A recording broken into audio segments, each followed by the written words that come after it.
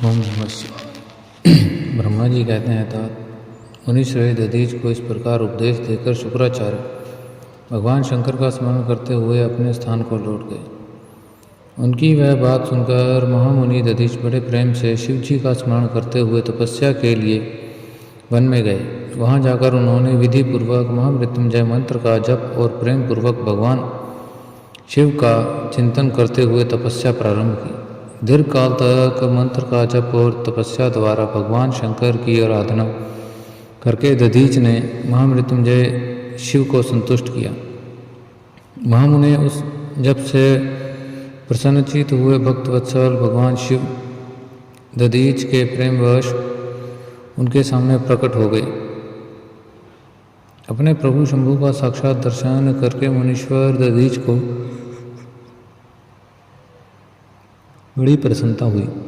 उन्होंने विधि पूर्वक प्रणाम करके दोनों हाथ जोड़ भक्ति भाव से शंकर का ध्यान किया। तात मुनि फिर भी मुनि के प्रेम से प्रसन्न हुए शिव ने चमन कुमार दधीच से कहा, तुम वर मांगो।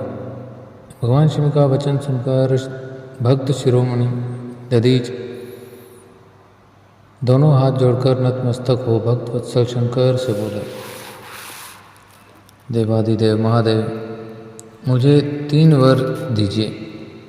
मेरी हड्डी वज्र हो जाए, जो भी मेरा वध न कर सके। मैं सर्वत्र अधीन रहूं, कभी मुझ में दीनता न आए। दधीच का यह वचन सुनकर प्रसन्न हुए परमेश्वर शिव को तथास्तु कहकर उन्हें वे तीनों वर दे दिए।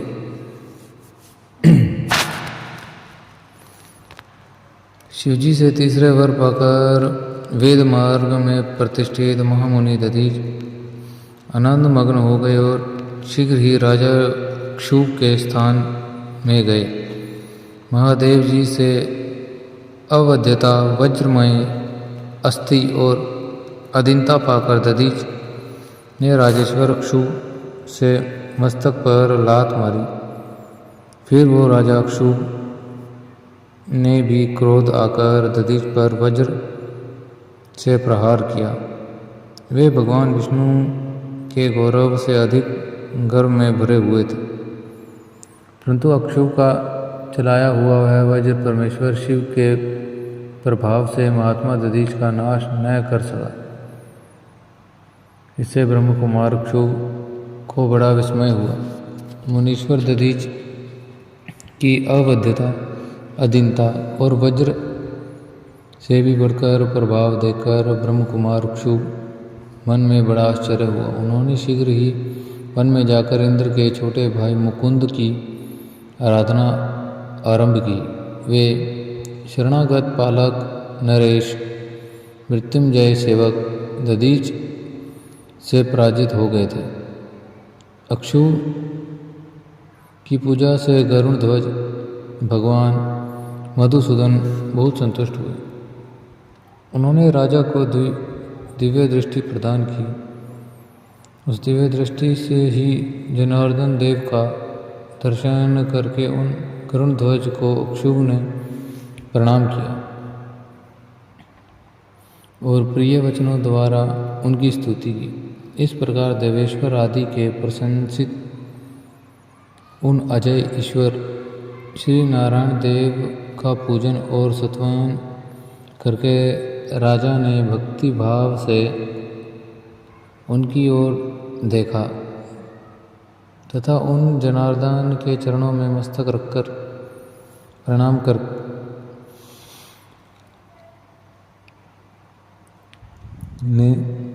के पश्चात उन्हें अपना अभिप्राय सूचित किया। राजा बोले, भगवान दधीच नाम से प्रसिद्ध एक ब्राह्मण है जो धर्म के ज्ञाता हैं।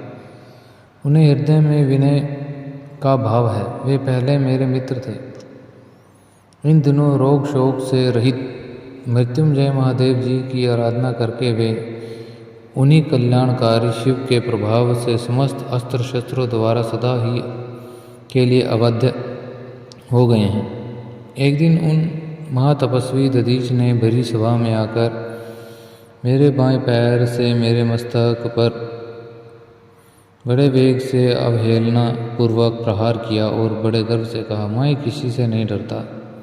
हरे, वे मृत्युंजय से उत्तम वर पाकर अनुपम गर्व से भर गए हैं।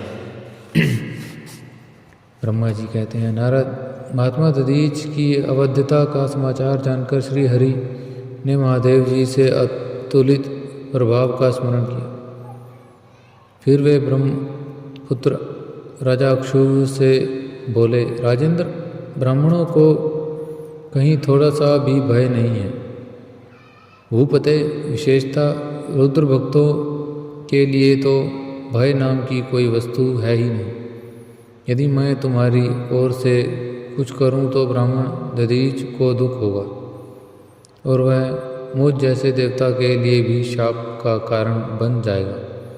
राजेंद्र, दधीच के शाप से दक्ष के यज्ञ में सुरेश्वर शिव ने मेरी पराजय होगी और फिर मेरा उत्थान भी होगा। महाराज, इसलिए मैं तुम्हारे साथ रहकर कुछ करना नहीं चाहता। मैं अकेला ही तुम्हारे लिए दधीच को जीतने का प्रयत्न करूँगा। भगवान विष्णु का यह वचन सुनकर अक्षुभ बोले, बहुत अच्छा, ऐसा ही हो। ऐसा कहकर वे उस कार्य के लिए मन ही मन उत्सुक हो प्रसन्नतापूर्वक वहीं ठहर गए। ओम नमः शिवाय। ओम नमः शिवाय। श्री विष्णु और देवताओं से अपराजित दधीच का उनके लिए शाप और अक्षुभ पर अनुग्रह। ब्रह्मा जी कहते हैं, नारद, भक्त वत्सल भगवान विष्णु राजा अक्षुभ का हित साधन करने के लिए ब्राह्मण का रूप धारण कर दधीच के आश्रम पर गए।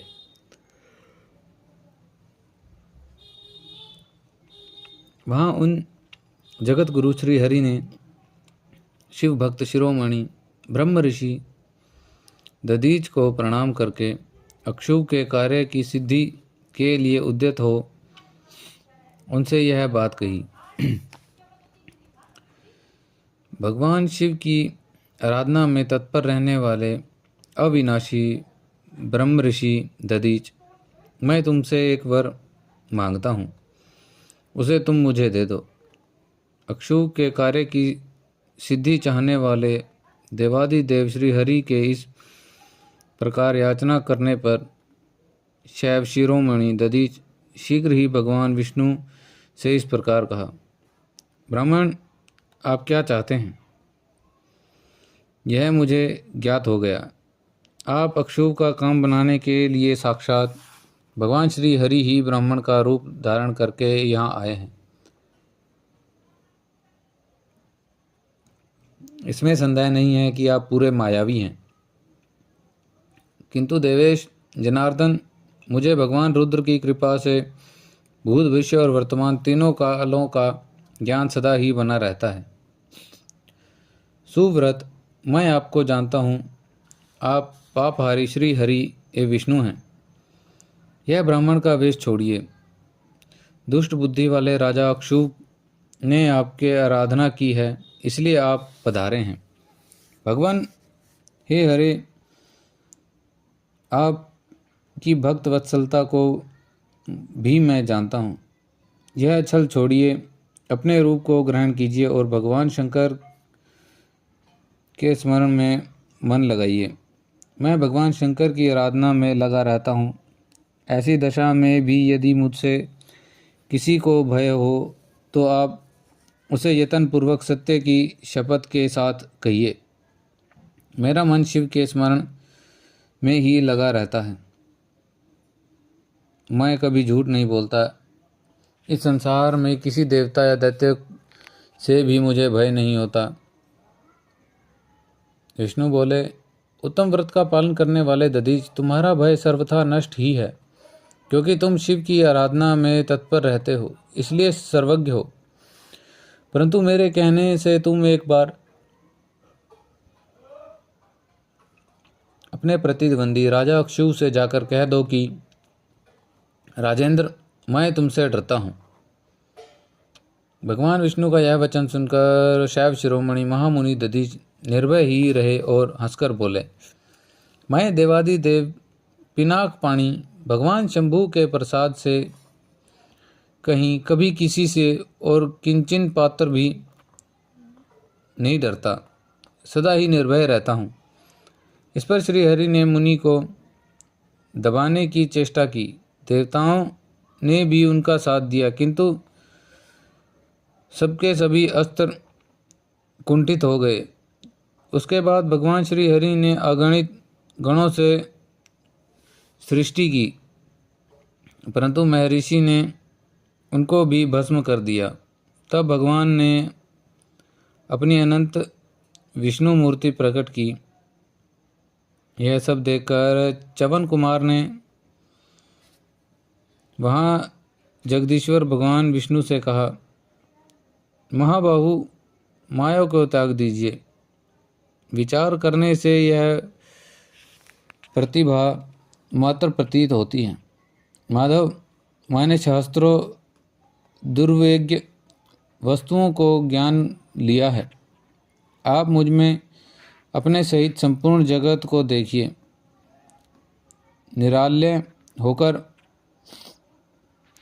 मुझ में ब्रह्मा एवं रुद्र का भी दर्शन कीजिए। मैं आपको दिव्य दृष्टि देता हूँ। ऐसा कहकर भगवान शिव के तेज से पूर्ण शरीर वाले च्यवन कुमार दधीच मुनि ने अपने देह में समस्त ब्रह्मांड का दर्शन कराया। तब भगवान विष्णु ने उन पर पुनः कोप करना चाहा। इतने में ही मेरे साथ राजा अक्षुभ वहां आ पहुँचे। मैंने निश्चेष्ट खड़े हुए भगवान पद्मनाथ को और देवताओं को क्रोध करने से रोका। मेरी बात सुनकर इन लोगों ने ब्राह्मण दधीच को परास्त नहीं किया। श्री हरि उनके पास गए और उनसे मुनि से प्रणाम किया। उसके बाद अक्षुभ अत्यंत दीन हो उन मुनीश्वर दधीच के निकट गए और उनसे प्रणाम करके प्रार्थना करने लगे। हे मुनिश्रेष्ठ, शिव भक्त शिरोमणि, मुझ पर प्रसन्न होइए। परमेश्वर, आप दुर्जनों की दृष्टि से दूर रहने वाले हैं। मुझ पर कृपा कीजिए। ब्रह्मा जी कहते हैं, नारद, राजा अक्षुभ की यह बात सुनकर तपस्या की निधि ब्राह्मण दधीच ने उन पर अनुग्रह किया। उसके बाद श्री विष्णु आदि को देखकर वे मुनि क्रोध से व्याकुल हो गए और मन ही मन शिव का स्मरण करके विष्णु तथा देवताओं को श्राप देने लगे। दधीच ने कहा, देवराज, इंद्र सहित देवताओं और मुनीश्वरों, तुम लोग रुद्र की क्रोध अग्नि से श्री विष्णु तथा अपने गणों सहित पराजित और ध्वस्त हो जाओ।